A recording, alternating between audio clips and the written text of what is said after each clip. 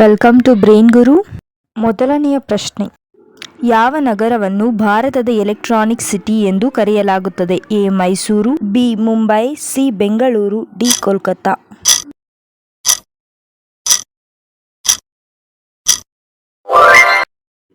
ಯಾವ ನಗರವನ್ನು ಭಾರತದ ವಜ್ರನಗರ ಎಂದು ಕರೆಯಲಾಗುತ್ತದೆ? A Mysuru, B Hyderabad, C Surat, D Mumbai.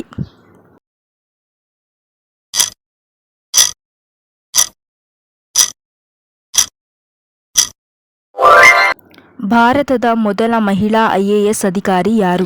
A Vijayalakshmi Pandit, B Indira Gandhi, C Kiran Bedi, D Anna Rajam Malhotra.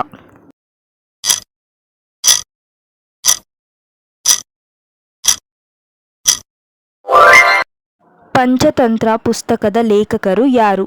A Kalidasa, B Kuvempu, C Vishnu Sharma, D Chanakya.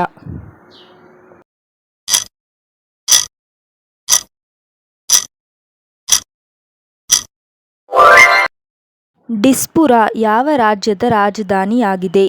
A Assam, B Tripura, C Bihar, D Uttarakhand.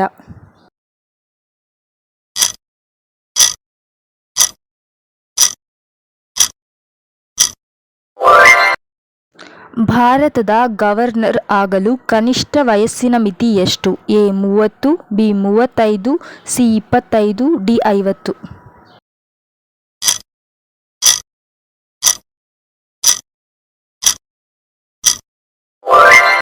Sundarban ಹುಲಿ ಸಂರಕ್ಷಿತ ಪ್ರದೇಶ ಎಲ್ಲಿದೆ? A Meghalaya, B Kerala, C Maharashtra, D Paschima Bangala.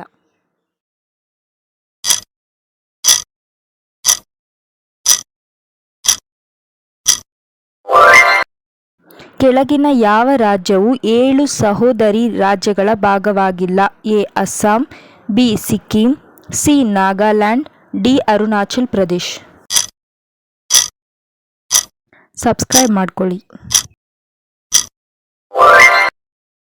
ಭಾರತದ ಕೊನೆಯ ಮೊಘಲ್ ಚಕ್ರವರ್ತಿ ಯಾರು?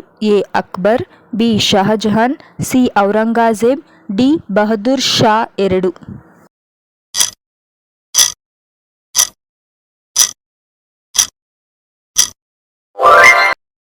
ಭಾರತದ ಅತ್ಯಂತ ವಿದ್ಯಾವಂತ ರಾಜ್ಯ ಯಾವುದು?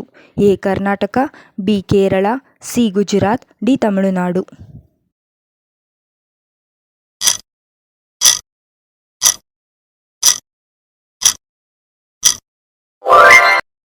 ಕೆಳಗಿನ ಯಾವ ನಗರವನ್ನು ಮುತ್ತಿನ ನಗರ ಎಂದು ಕರೆಯಲಾಗುತ್ತದೆ? A Mumbai, B Hyderabad, C Tuticorin, D Visakhapatnam.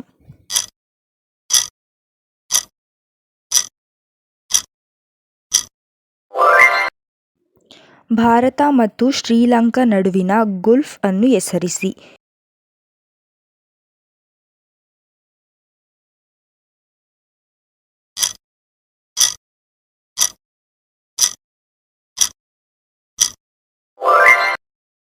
ರಾಷ್ಟ್ರೀಯ ಯುವ ದಿನವನ್ನು ಯಾರ ನೆನಪಿಗಾಗಿ ಆಚರಿಸಲಾಗುತ್ತದೆ? A Subhash Chandra Bose, B Aurobindo, C Swami Vivekananda, D Ambedkar.